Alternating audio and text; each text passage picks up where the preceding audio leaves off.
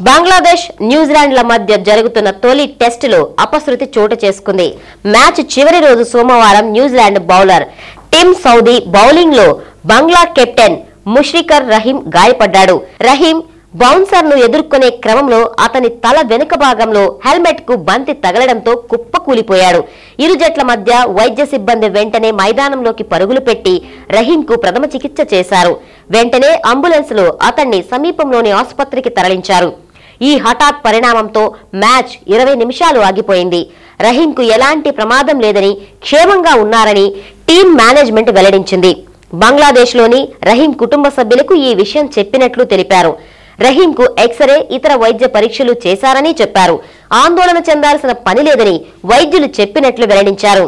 కాగా ఇదే మ్యాచ్ లో బంగ్లాదేశ్ ఓపెనర్ ఇమ్రుల్ కాలికి గాయం కావడంతో అంబులెన్స్ లో ఆసుపత్రికి తరలించారు.